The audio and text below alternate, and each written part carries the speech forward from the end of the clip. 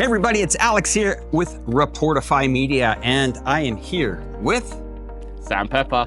Sam Pepper is in the house in the mega city here of Chongqing, the bustling metropolis of over 35 million, 36 million, whatever, it doesn't matter.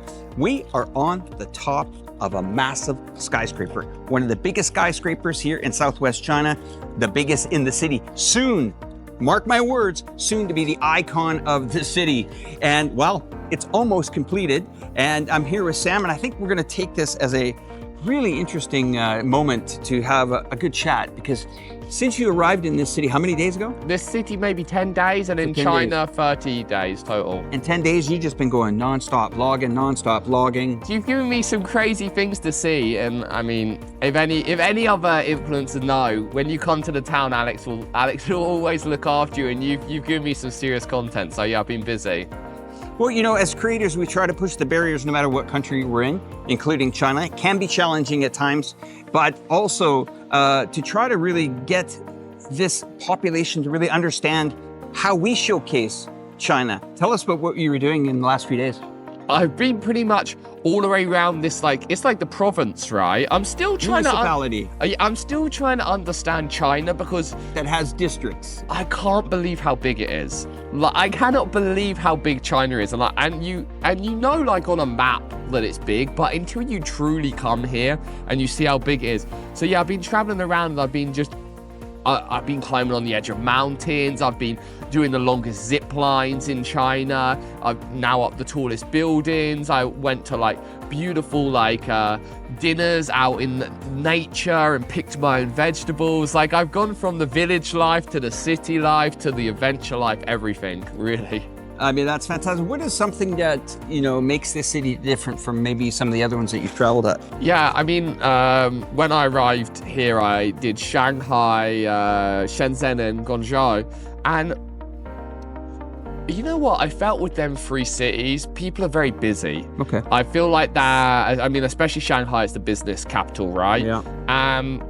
There's a lot going on, but it's hard to capture that true essence of China. But in Chongqing, what I like about it is there's the essence of real China. Yeah, I that's think. nice. That's nice. And you get the street food, you get the personalities of the people in the street, the way when I interact with people, it's just slightly, I don't know, it has a slightly more communal vibe than the other cities. Is that right? Yeah, you know, we've always said it's a mega city still growing up, and the people around it. You'll have these towering buildings and towering beautiful infrastructure, and then you'll have people pushing carts up the street. They don't know that the world is moving on, and they're still in their Chongqing vibe, right? Even the guys with the bamboo that carry the the bongbong man, all of that stuff. I like, and that's the stuff I love. I love culture, I love people, and I love seeing something different. I've been in, like I said to you, 49 countries, so I've been in a lot of different cities. So when I go to a city, I always look for the culture, and that's one thing I definitely found here. Let's say you drive an hour and a half or 2 hours outside of the city. What kind of adventures can you get into out there? You know, I said this in another interview I did, is when you go to any country, Chinese people are the stereotypical tourists, right? You see them everywhere. Yeah. And when you come to China, you realize they're the best tourists in the world. They know what they're doing. So, for example, I went up to this beautiful viewpoint, and any other country, right, this viewpoint is the most beautiful viewpoint. Right. You've got mountains all around you. You've got the tea fields growing everywhere. And then right down the middle, you've got this bright green river that runs from this dam. And normally you put this here, you have a nice viewing point and people come there. No, China, no.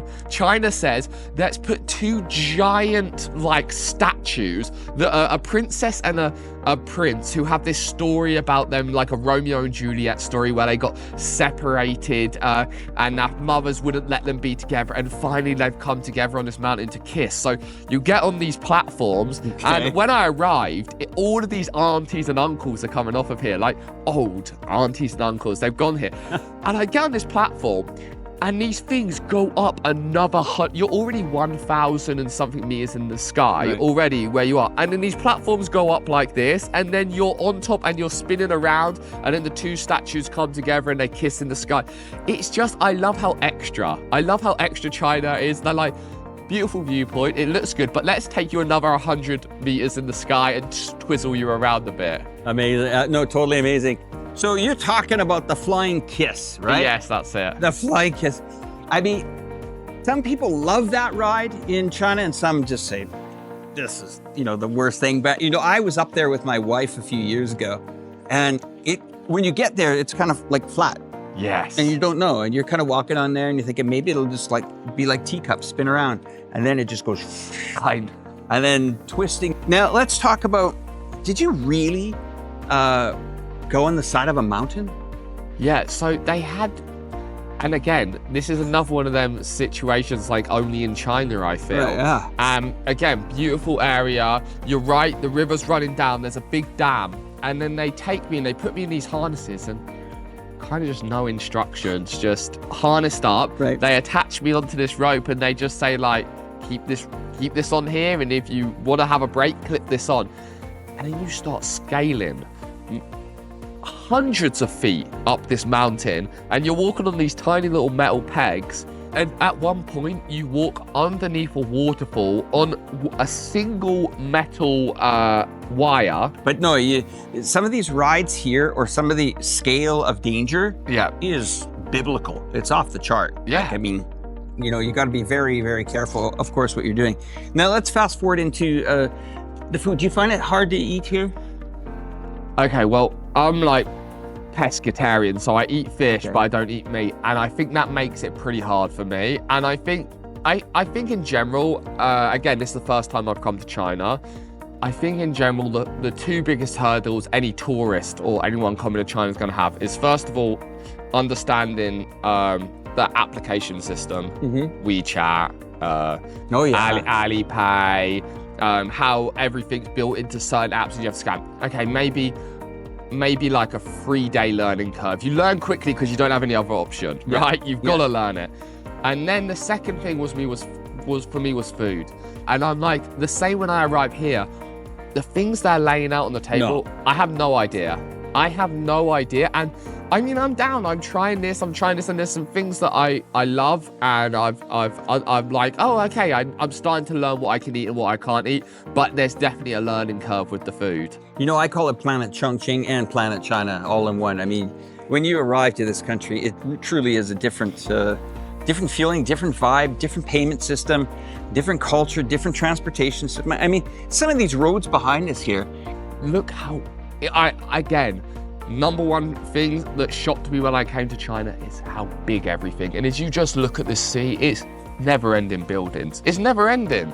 It's insane. Beautiful mountains in the background there too. What kind of channels are you finding most of your content? Because you've got TikTok, you've got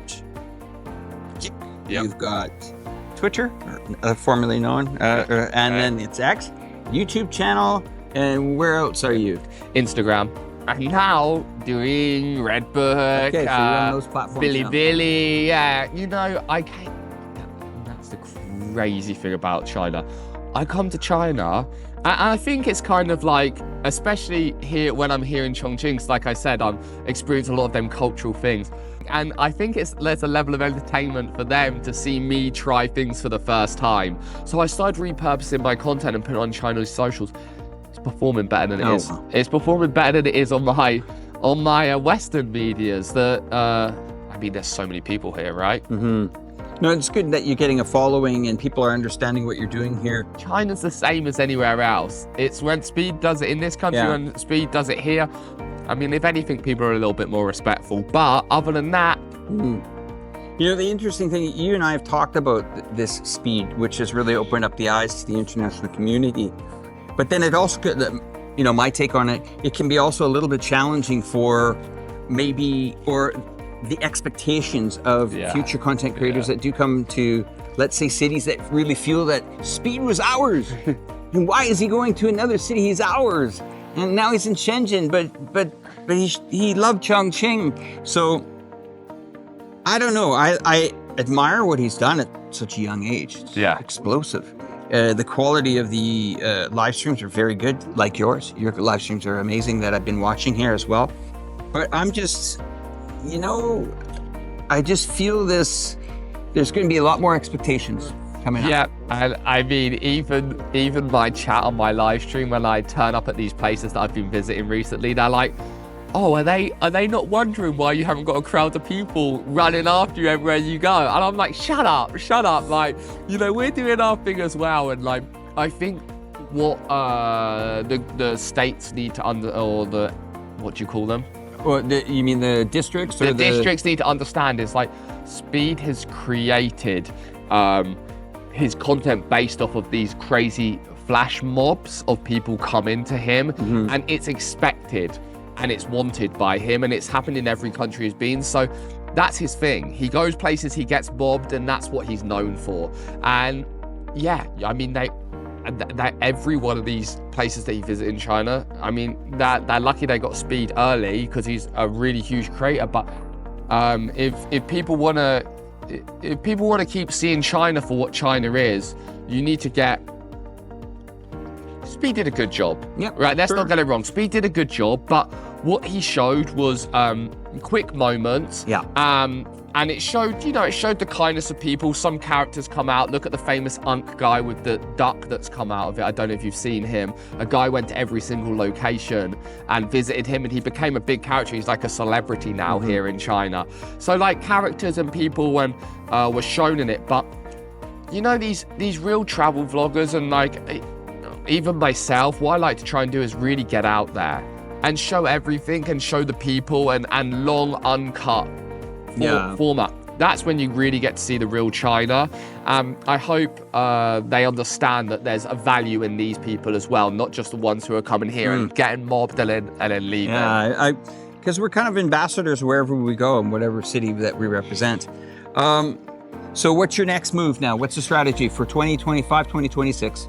Well, I came here for a month, and I was like, after this, I'm trying to complete my kind of global exploration. And the big areas I haven't hit are Russia and Africa. I wanted to check out both of them, but I came here and I'm like, wait, you can't do anything here in a month. You can't. You can't touch China in a month. Nothing. So I'm like, okay, what can I do? And I was speaking to you about, I want to get some sort of comical vehicle and I want to go east to west or west to east in this vehicle and make a month, 2 months, even 3 months journey out of this and really show not just these cities, but show just everything about. So I pull up in villages, I pull up in cities, I pull up in towns, and I have to find someone who will charge my vehicle, and in exchange, I will work for them. I love it. I love it. That's the kind of concept that I'm, something like that, some concept like that. Well, I look forward to maybe meeting you up in one of these destinations. I always love going around with other creators and breaking new barriers and stuff like that. Okay, my last question. What's a video that you've thought about that you haven't made yet? Okay, I have a couple of ideas. One is I've always wanted to journey down the Amazon River. Okay. I've wanted to get some sort of raft and try and travel all the way down the Amazon River, and along the way, like go and view tribes, live in the jungle, like something really out there, untapped nature. And then the other one I was telling you about earlier, I got really sick in India.